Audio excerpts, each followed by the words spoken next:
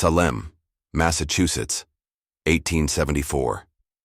The town still lived in the shadow of its infamous witch trials, as though the soil itself remembered every accusation, every whispered curse, every flame that had once blackened its skies. Superstition was not a relic of the past here. It lingered in the streets, it clung to the walls of the church, and it haunted every family whose ancestors had stood on those gallows. It was into this world, already heavy with suspicion and fear, that Abigail Monroe's story emerged, an ordinary farmer's daughter whose death would soon feel anything but ordinary. Abigail was found lifeless in her small upstairs room, her hands clutching a leather-bound diary so tightly that it had to be pried from her grasp. At first, the explanation seemed tragically mundane. Illness, perhaps consumption, the kind of fate that struck down so many young women before their time. Yet once the diary was opened, a darker narrative began to take shape, one that unsettled doctors, disturbed priests, and ignited a firestorm of rumor across Salem. The diary's pages were not filled with simple reflections or prayers, as one might expect from a devout young woman of her background. Instead, they contained unsettling confessions, fragments of forbidden longing, strange rituals, and descriptions of a presence Abigail called only the visitor. Some passages read like love letters, others like curses, tangled with words, so fevered that even seasoned clergy declared them unholy. The local church went so far as to demand the book's destruction, insisting that no good could come from its continued existence. But not everyone agreed. Physicians examined Abigail's writings and saw the marks of hysteria, a diagnosis that was carelessly stamped upon countless women in the 19th century. To them, her obsession with shadows, silence, and the unseen reflected not possession, but a fragile mind collapsing under social and emotional strain. Priests, however, saw something more sinister. They declared the diary evidence of a soul corrupted, a young woman who had invited the devil into her heart through the sin of forbidden desire. In their eyes, Abigail was less a patient and more a vessel, a warning that Salem was once again a battlefield between purity and evil. Her neighbors, meanwhile, whispered stories too strange to dismiss. Some swore they had heard Abigail speaking in two voices through her thin bedroom walls. Others claimed to see candlelight in her window long after midnight, flickering as though moved by unseen breath. And after her death, a few said the air around her home grew heavy, that mirrors inside cracked for no reason, and that the diary itself seemed to resist being closed. So what was the truth? Was Abigail Monroe a troubled young woman undone by loneliness, repression, and unspoken love? Or had she stumbled into something far more dangerous, something that blurred the line between confession and curse, between human longing and supernatural intrusion? Tonight, we will follow the threads of her diary, page by unsettling page, through fact, myth, psychology, and folklore. And by the end, one question will remain. Was Abigail Monroe's death the end of a life, or the beginning of a haunting? Salem in the 19th century was not the Salem of witch trials and public hangings, yet the memory of that past never truly faded. The year 1874 placed the town in an uneasy tension. On the surface, it was a quiet, industrious New England community, with church bells marking the rhythm of life and farms sprawling across the countryside. But beneath the facade of order and piety, the old wounds of 1692 still throbbed. Families carried names linked to accusations and executions. Whispered suspicions persisted in the shadows of pews and parlors. To live in Salem was to carry the legacy of hysteria, whether one acknowledged it or not. For Abigail Monroe, born into a lineage of farmers and mill workers, that legacy weighed heavier than most would ever realize. Abigail was the youngest of 3 children. Her father, Jonathan Monroe, was a stern man, shaped by Puritan ancestry, his faith unyielding and his expectations rigid. Her mother, Ruth, was softer in tone but no less devout, ensuring that Abigail grew up in an environment steeped in prayer, scripture, and moral instruction. The Monroe household was not cruel, but neither was it tender. Affection was measured in duty, fulfilled, in the careful tending of crops, in the recitation of verses at the dinner table. To neighbors, the Monroes appeared respectable, perhaps even enviable in their devotion. Yet within that framework of strict order, a sensitive soul like Abigail's found both structure and suffocation. From a young age, she stood apart from her siblings. While her brothers embraced the rigors of farm work and the loud camaraderie of village gatherings, Abigail preferred solitude. She could often be found sitting quietly by the hearth, sketching patterns into the ash with a stick, or lingering by the pond near their land, staring at her reflection as though waiting for it to shift. Neighbors who passed by would sometimes remark on the odd sight of the girl speaking softly to herself in the fields, lips moving as though in conversation with an unseen companion. To some, it was harmless, an imaginative child weaving stories in the silence of rural life. To others, it hinted at something less natural, an unsettling echo of Salem's darker past. Her fascination with mirrors became one of the earliest marks of her strangeness. Household accounts describe her as standing before the small glass in her parents' room for long stretches of time, her gaze fixed not on her own appearance, but seemingly beyond it, as if searching for another presence trapped within. Once, when her mother found her pressing her palm against the cold glass, she asked what Abigail was doing. The child replied simply, "Listening." Such a response chilled Ruth, who scolded her daughter and warned that mirrors could harbor sinful vanity. Yet Abigail continued this quiet ritual in secret, jotting strange phrases about voices in the glass into the earliest pages of the diary she began around age 12. The forest was another of her sanctuaries and sources of concern. Salem's woods had long been symbolic, both feared and revered. For Puritan descendants, they represented wilderness, temptation, and the lurking presence of evil. Yet they also offered escape from the rigid scrutiny of town life. Abigail often wandered into the forest for hours at a time, returning with twigs woven into her hair or sketches of leaves and birds pressed into her diary. But some entries suggested these walks were not simply about nature. She wrote of shadows that moved against the sun, of whispers threading between branches, of a comfort she felt when away from human eyes. To psychologists today, her behavior might read as the coping mechanism of a lonely girl, creating a private world where she could breathe. But to her contemporaries, a young woman alone in the woods evoked images of witchcraft, of secret meetings with forbidden forces. Her diary from this period provides the most haunting insight. Unlike the fevered passages of her later years, the early entries were fragmented, filled with simple prayers, sketches of crosses, and copied verses from sermons. Yet between these pious fragments appeared unsettling notes. The silence speaks louder than words. I see them in the corners when no one else does. When I close my eyes, the world behind me waits. These sentences, scattered and unfinished, reveal the inner life of a girl wrestling with feelings she could neither explain nor share.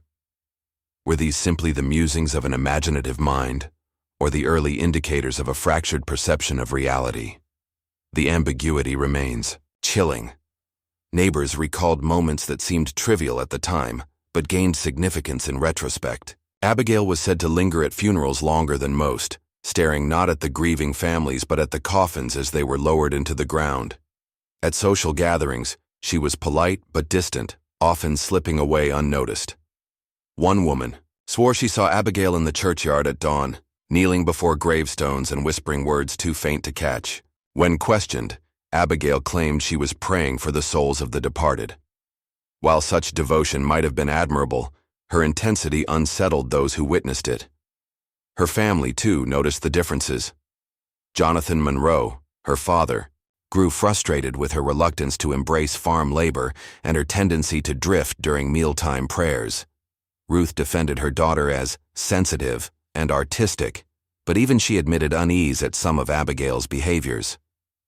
On one occasion, Ruth found her daughter writing furiously by candlelight, the diary pages filled with overlapping words and symbols.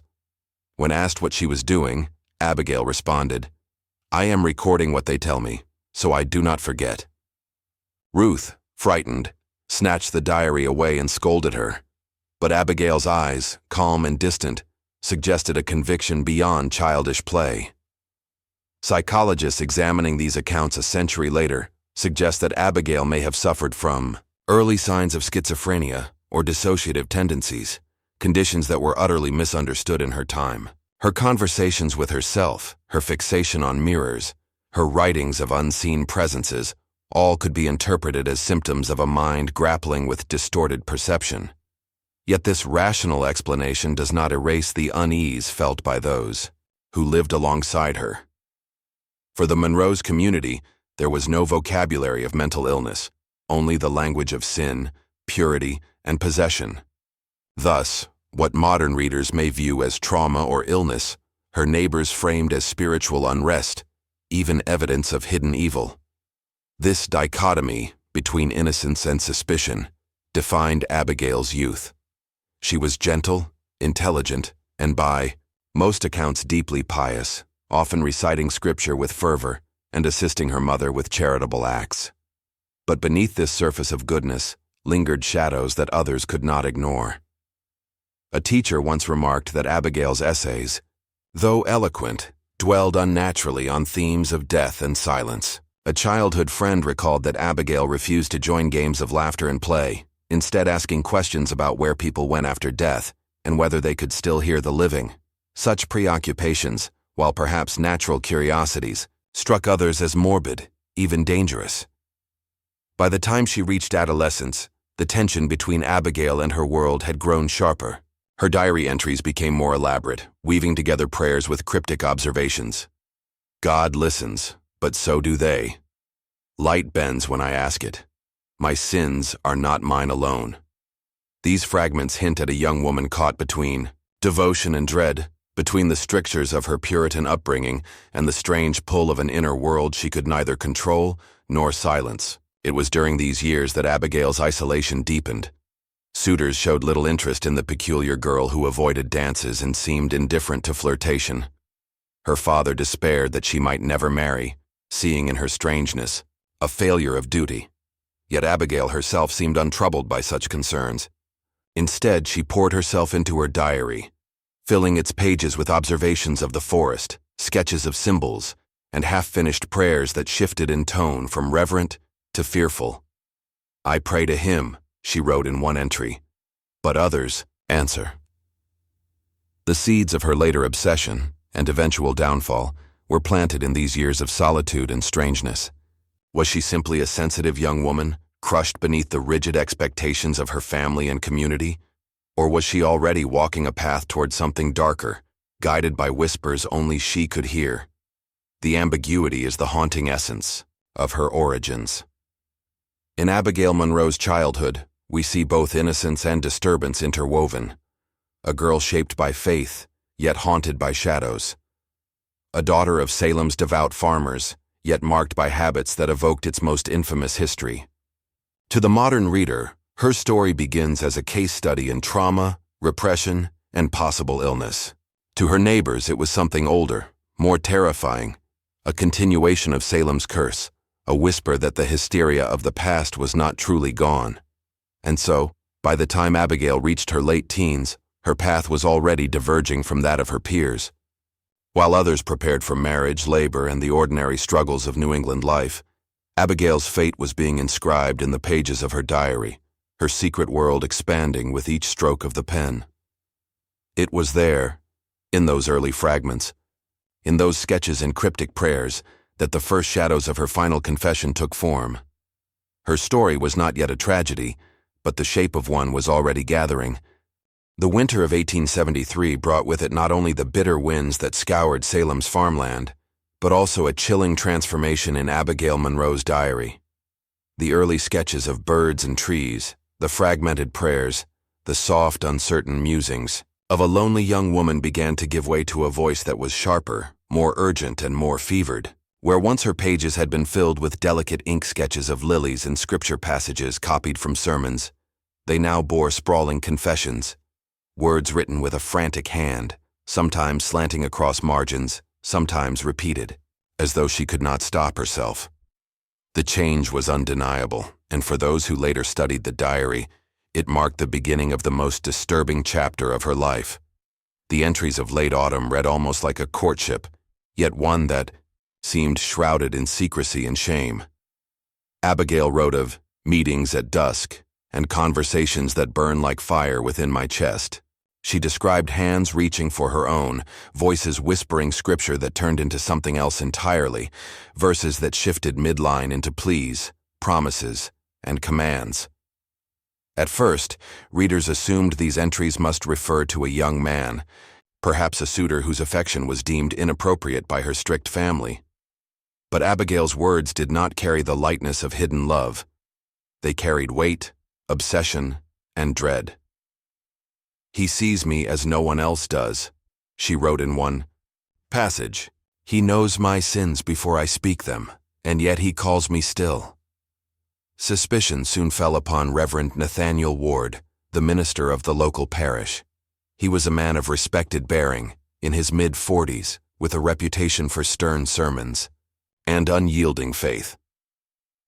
Neighbors recalled that Abigail was often seen near his parsonage, sometimes slipping inside at hours when most of the town slept.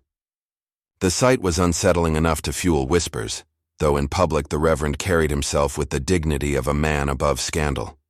When questioned years later, church records vehemently denied any impropriety.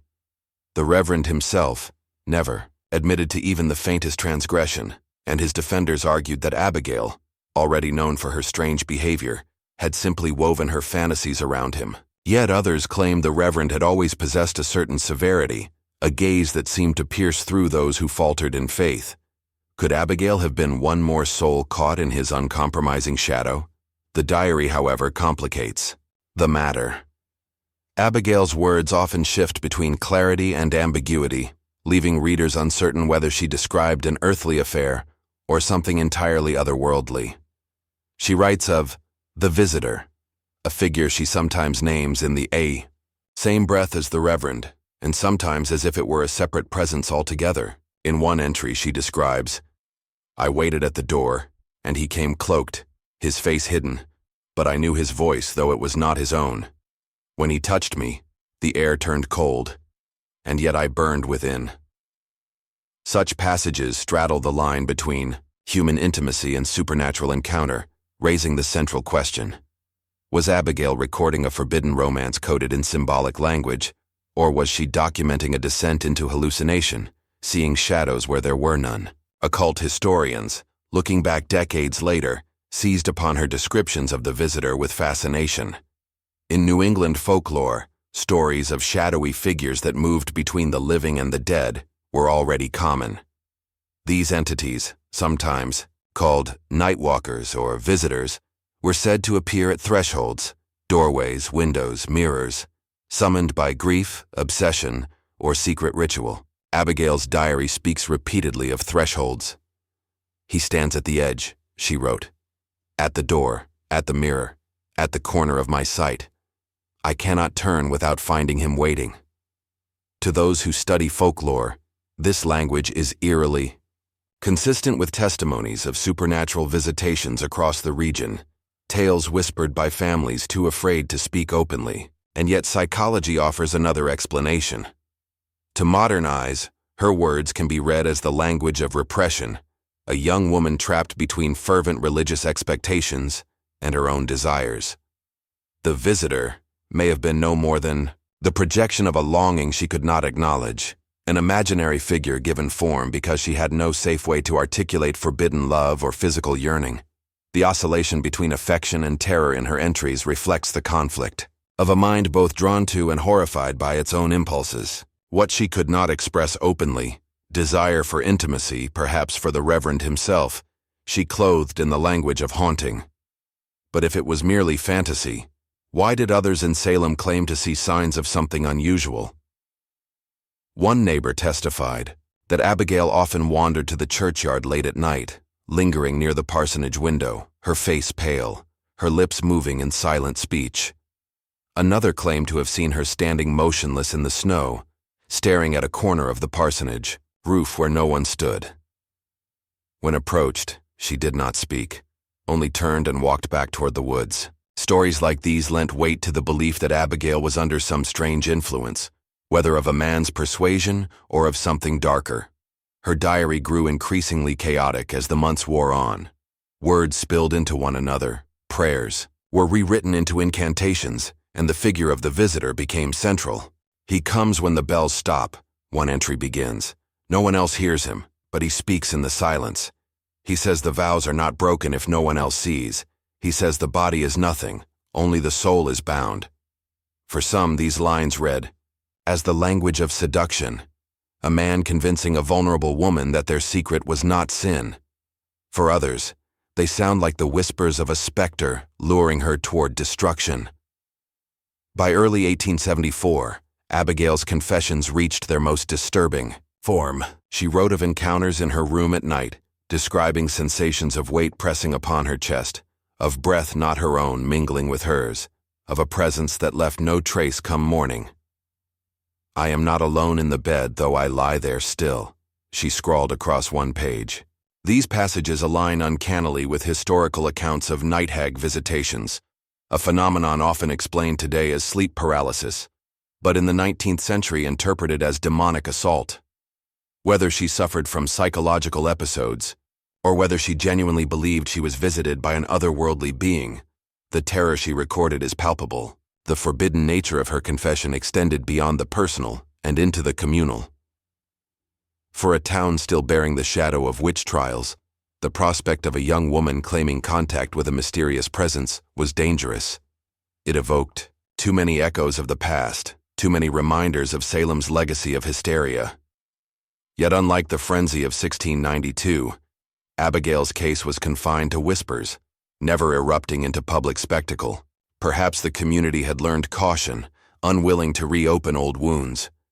Or perhaps the diary was kept too secret during her lifetime, its contents revealed only after her death. The ambiguity of the visitor, human or supernatural, lover or tormentor, remains at the core of Abigail's story. To some, the entries are proof of a scandal involving the Reverend, carefully disguised in metaphor. To others, they are the ravings of a mind unraveling under loneliness and repression. And to those who look beyond psychology into the realm of folklore, they are evidence that Abigail Monroe encountered something far stranger than human desire, a being that crossed the threshold of her room and her soul. What is certain is that Abigail believed in her own words. Her writing carries no trace of irony, no sense of invention for invention's sake. Each line bleeds with urgency, with fear, with longing.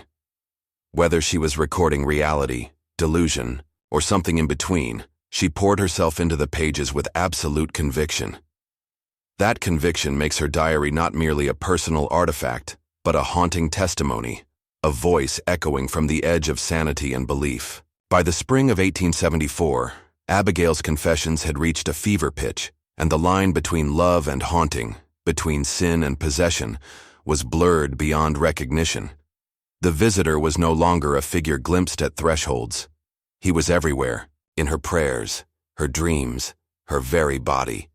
She wrote of him as both savior and destroyer, lover and tormentor. He says I am his bride, she wrote. But what altar have we stood upon? What vows have I spoken in the dark? These words leave us with the most chilling question of all. Was Abigail Monroe the victim of forbidden human passion? Or had she, in her desperation and isolation, opened the door to something the town of Salem had long feared? Something not of this world. When Abigail Monroe's body was discovered in her small room on that bitter March morning of 1874, her diary clutched tight against her chest, the town of Salem was left stunned. But it was not her pale corpse that would ignite the fiercest debate. It was the words bound between those weathered covers. Within weeks of its discovery, the diary became a lightning rod, drawing doctors, priests, and ordinary townsfolk into a war of interpretation that would outlive Abigail herself. At its heart was a question older than Salem's soil.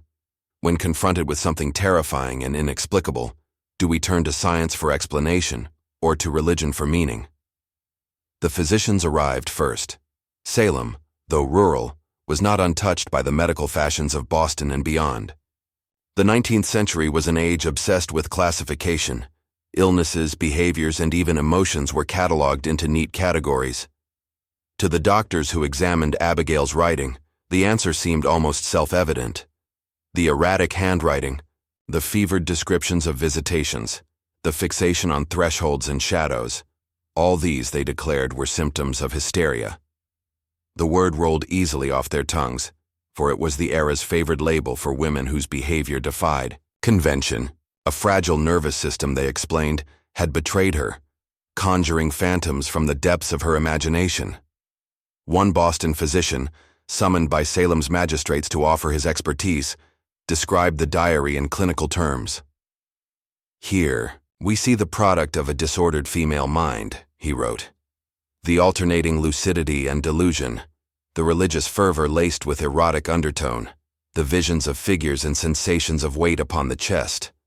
All these are hallmarks of hysteria, well documented among the weaker sex." His words carried the cold detachment of science, yet beneath them lay something more unsettling: the dismissal of Abigail's experiences as mere illness, stripped of meaning, reduced to the dysfunction of flesh. But the priests would not allow it. To them, Abigail's words rang not of sickness, but of sin and its consequences. The reverend who presided over her funeral thundered from the pulpit that the diary was a warning to all who strayed from the righteous path. Here was a soul, he proclaimed, who opened her heart not to the Lord but to the adversary. She sought forbidden communion, and in doing so invited darkness into her chamber. Parishioners listened with wide eyes, torn between pity and terror. The diary, in their view, was not evidence of a fragile mind, but proof that evil prowled among them, eager to claim the unwary.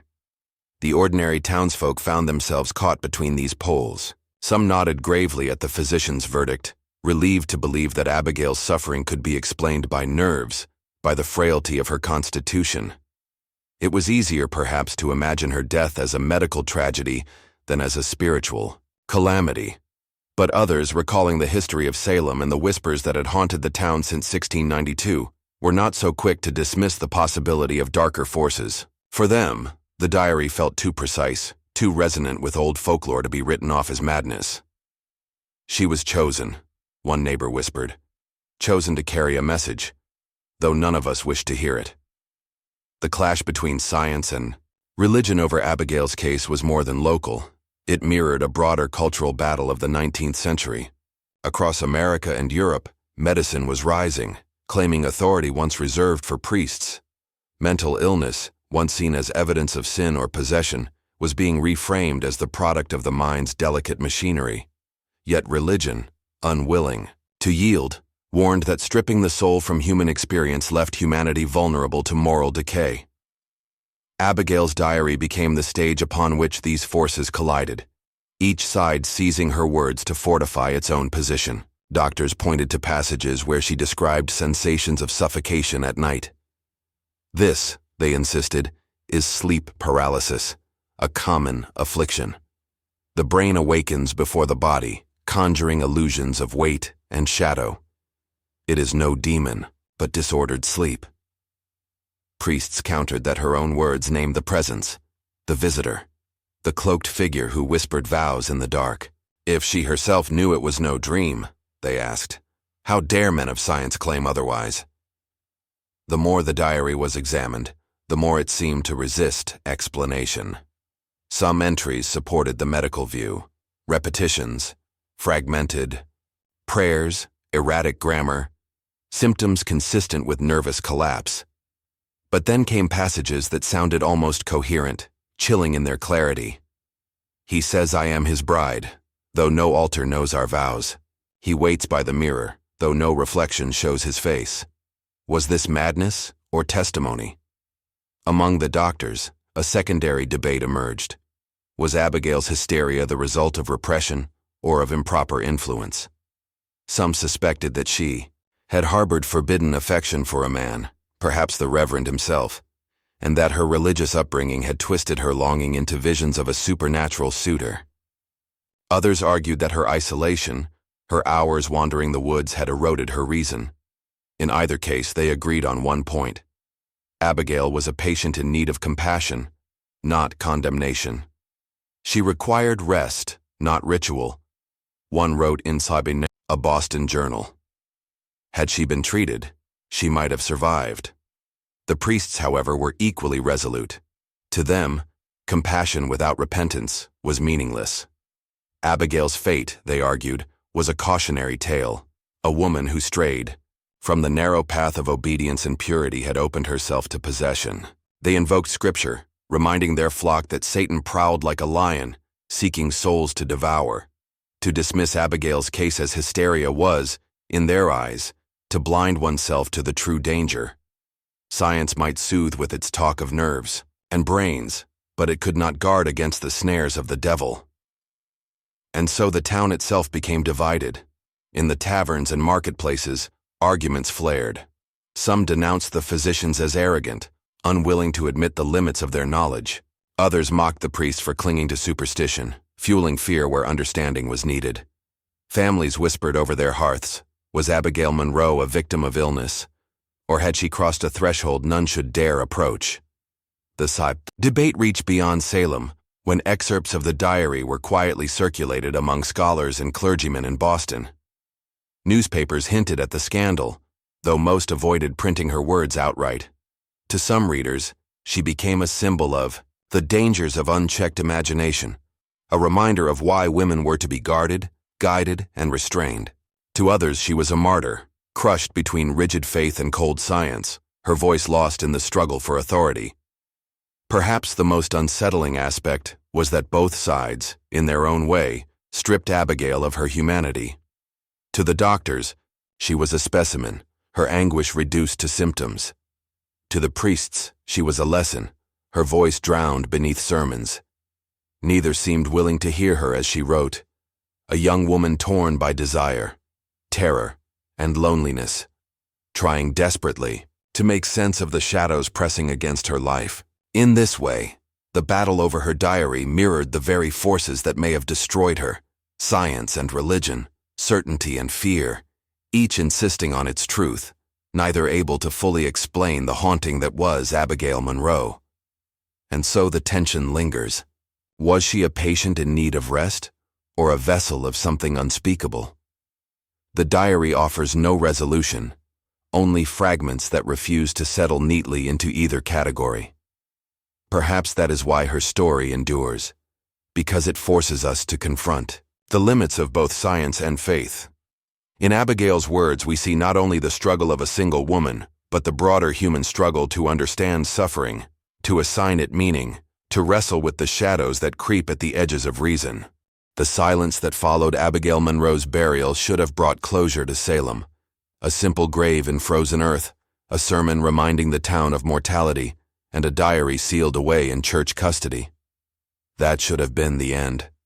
Yet, instead of peace, the weeks after her death gave rise to something far stranger.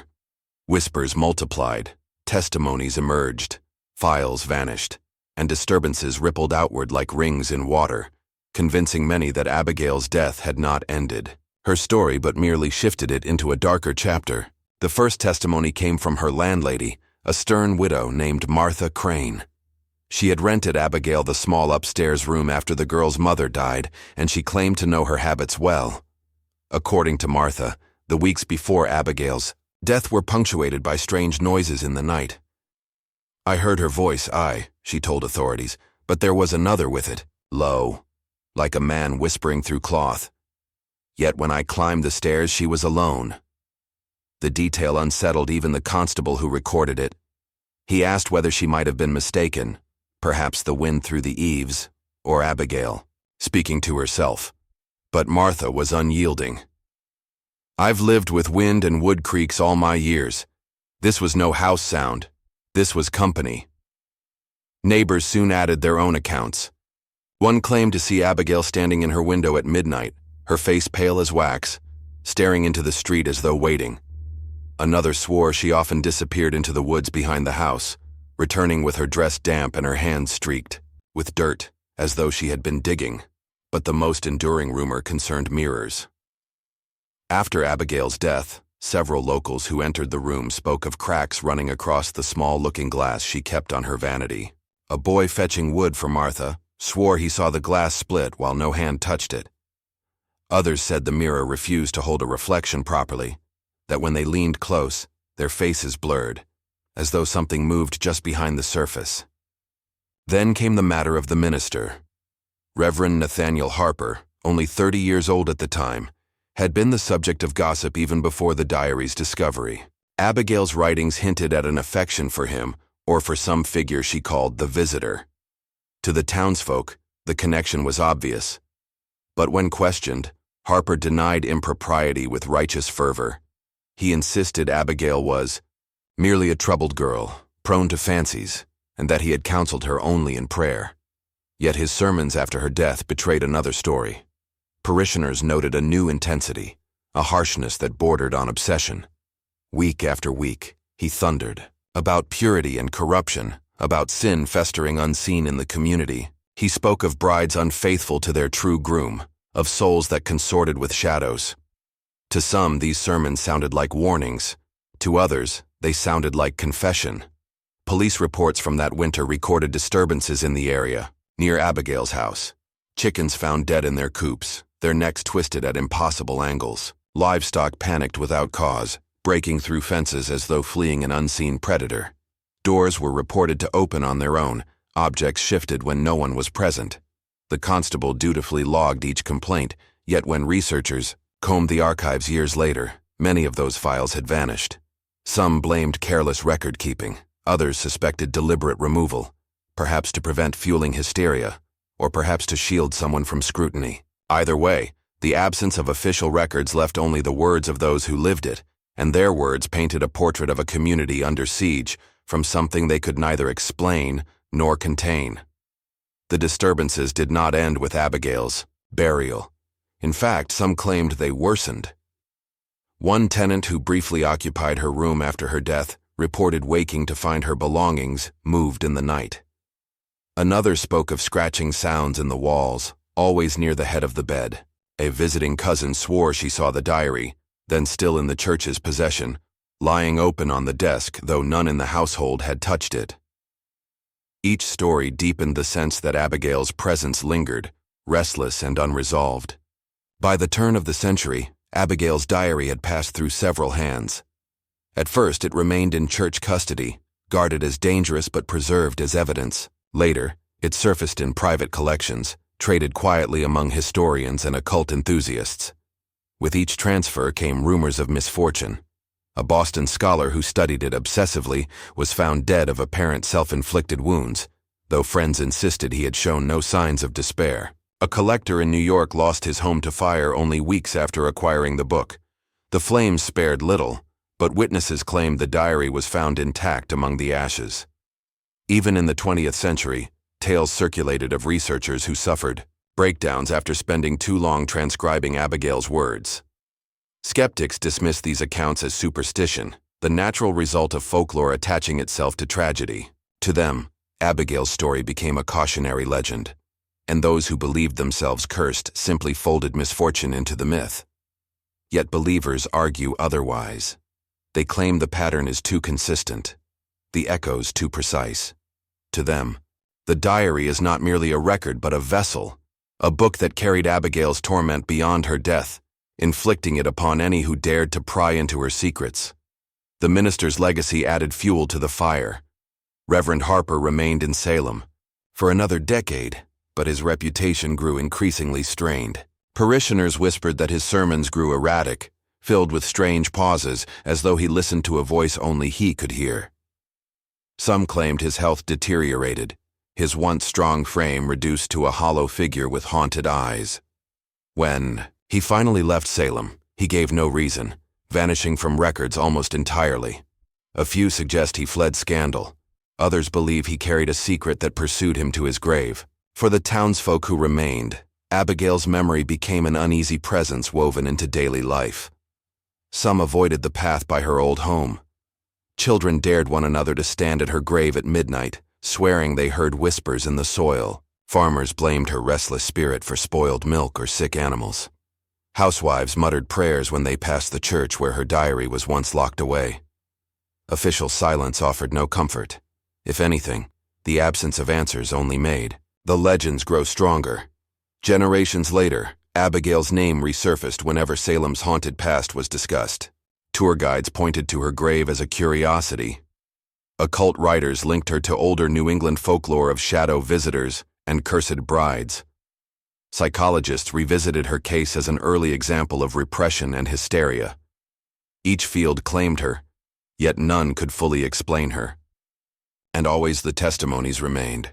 The landlady swearing she heard two voices, the neighbor who saw mirrors crack, the minister whose sermons betrayed too much, the police files that vanished without trace.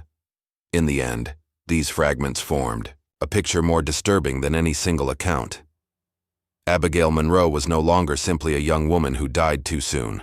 She became a presence that unsettled an entire community, that blurred the line between private tragedy and collective haunting. For every skeptic who dismissed her as hysteria, there was a believer who insisted her story carried a warning. And, for those caught in between, the testimony served as an uncomfortable reminder. Sometimes what we fear most is not the supernatural, but the possibility that something truly inexplicable dwells just beyond our comprehension. Thus the disturbances endured, long after the soil had closed over her body. Whether born of guilt, grief, or something darker, Abigail's shadow lingered.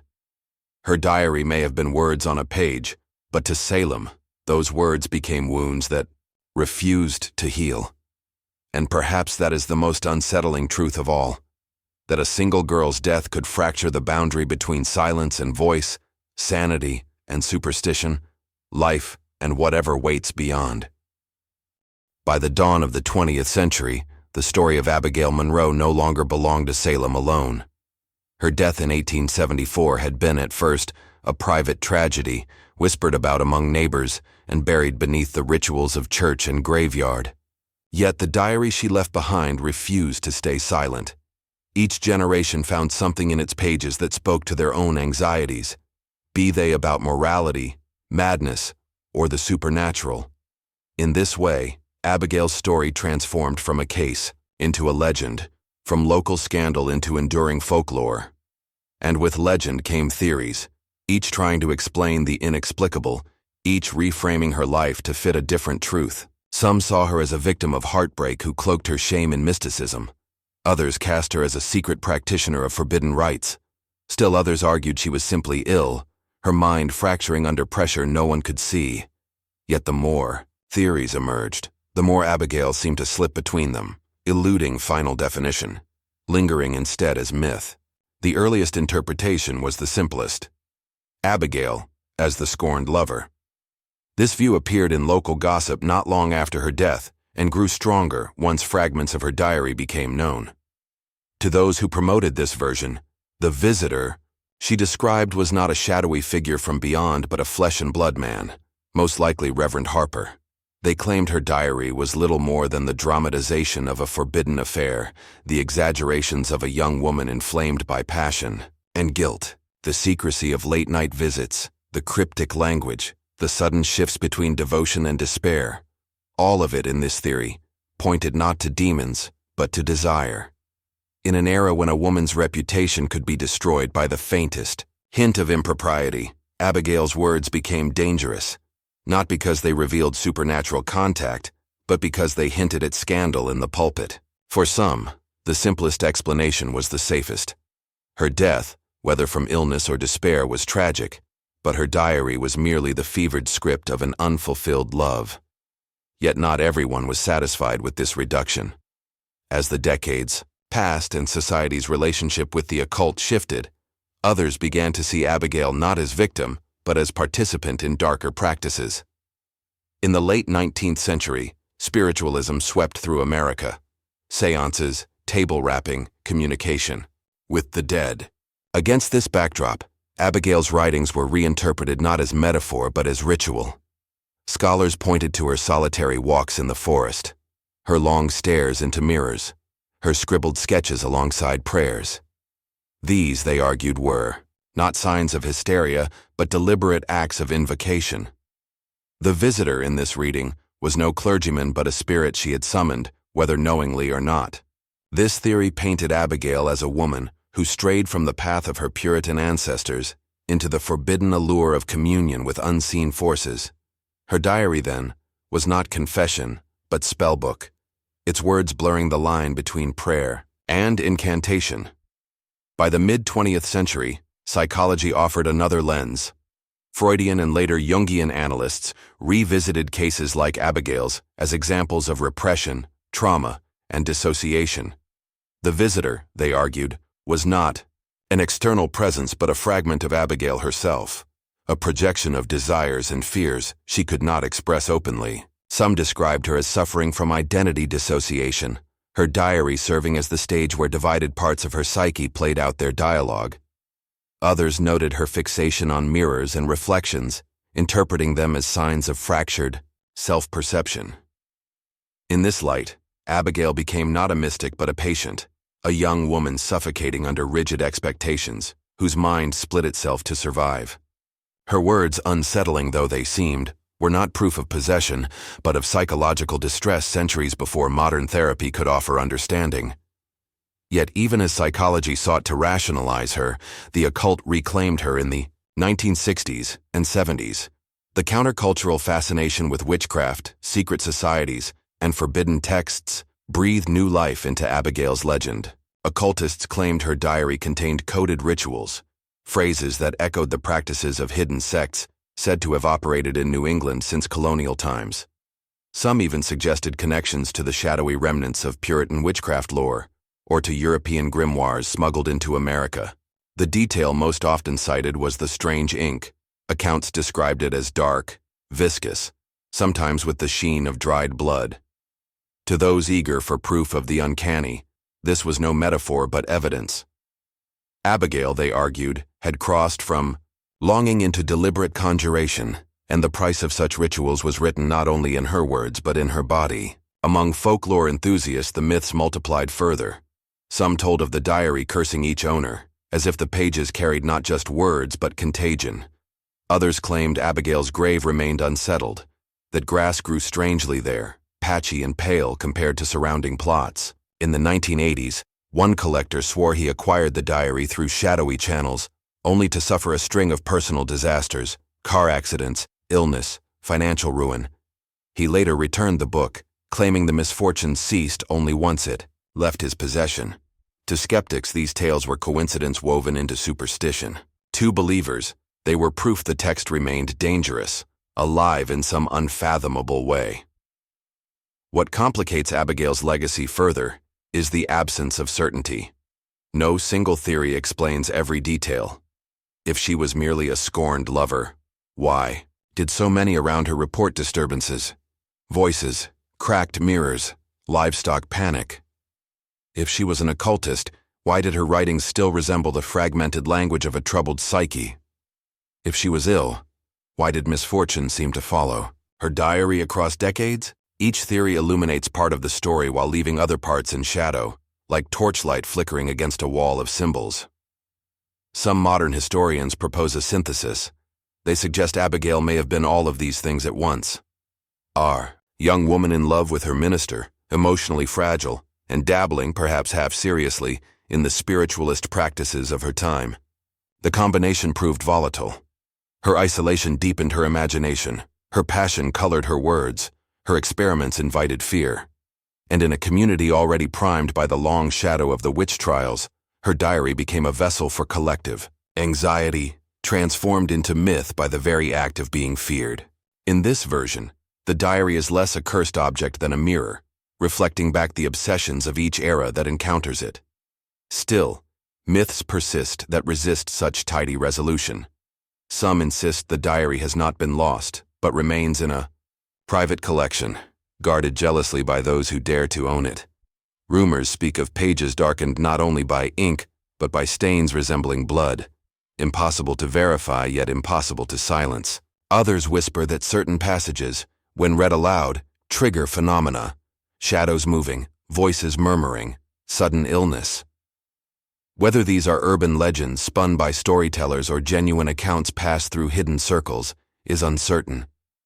What is certain is that Abigail Monroe's diary has achieved the rare status of an artifact that refuses to be only one thing. In the end, Abigail exists at the crossroads of explanation. To the skeptic, she was a lonely girl who mistook desire for visitation. To the psychologist, she was a fractured mind writing dialogue with itself. To the occultist, she was a seeker who reached too far into darkness. To the folklorist, She is a ghost story whose power lies not in proof, but in persistence. And perhaps that is why her story endures, not because one version is true, but because each possibility unsettles us in a different way. The thought of forbidden love in a repressive community exposes hypocrisy. The thought of untreated illness reminds us of society's failures. The thought of genuine occult practice invites the terror that the supernatural may be real. Abigail Monroe's diary lives on precisely because it refuses to resolve, because it keeps alive the tension between truth and myth. Even now, scholars and storytellers continue to circle her case, as though afraid to let it fade. Each theory adds another layer, another voice in the chorus of interpretations. And through it all, the image of Abigail herself remains hauntingly ambiguous. A girl alone in her room, clutching a diary to her chest, eyes fixed on something no one else could see. Was it a lover? A fragment of her mind? A spirit summoned from the shadows? Or was it, as some whisper, all of these at once, a convergence that turned her life into legend? Theories multiply, but answers remain elusive. What endures is the sense that Abigail's words, whatever they meant to her, still have meaning now. They continue to echo, refusing to rest quietly. Whether she was victim, madwoman, or mystic, Abigail Monroe has become something larger, a reminder that the line between confession and curse, between love and haunting, between self and other, is far thinner than we dare admit. And that perhaps the most dangerous texts are not those that tell us the truth, but those that leave us forever uncertain, suspended between possibilities. The terrifying diary of Abigail Monroe leaves us poised in a liminal space where certainty dissolves and only shadows remain. Her story is not the kind that allows for closure, for every explanation, whether grounded in science, religion, psychology, or folklore, seems to open yet another door. To some, Abigail was nothing more than a lonely young woman whose strict upbringing left her unable to channel desire except through pages of obsessive writing. To others, she was a vessel, a conduit, through which something far older and darker than herself attempted to speak. Doctors in her own time labeled her a victim of hysteria, their diagnosis reflecting not only the limits of 19th century medicine, but also the biases of a world quick to pathologize female experience. Priests, on the other hand, saw her as evidence of sin given flesh, warning their congregations that she had invited corruption through forbidden longing. Neighbors whispered more quietly, but their words linger still. That her room held voices no one else could hear, that mirrors cracked in her presence, that her diary contained not words alone, but the residue of something unholy. What makes her case so enduring is not simply the ambiguity of her writings, but the contradictions they leave behind. If she was merely sick, why did generations of owners claim the diary brought calamity? If she was merely possessed, why do her entries echo so clearly the fractured language of trauma? If she was only a girl in love, why did her ministers' sermons afterward tilt toward obsession and fire? Every thread we follow leads to another knot, each unraveling strands of psychology, faith, and superstition that refuse to settle into a single pattern. It is as if Abigail herself exists in two worlds at once, one ordinary, human, and tragic, and another spectral, mythic, and terrifying. Perhaps her death in 1874 closed the chapter in a literal sense, her body lowered into Salem soil, and her diary hidden or destroyed. Yet rumors persist that the book survived, passed in secret from hand to hand, its pages still dark with ink and perhaps with something far less explainable. Some claim to have seen it, to have read lines that left them sleepless as though the words themselves carried a contagion of unease. Others deny it ever existed at all, suggesting that the diary was invented after the fact, a story created to mask scandal or to satisfy a town forever haunted by its history of witchcraft. The truth lies somewhere between, unreachable, suspended, in that unsettling space where fact and myth entwine. And so Abigail Monroe remains faceless in history, a figure defined not by certainty but by suggestion. Was she sinner or saint, victim or vessel, human or haunted? The answer is not ours to know, and perhaps that is the very reason she endures. For myths thrive not on resolution, but on absence, on the silence that makes us fill in the dark. And maybe, just maybe, the diary is still waiting to be opened.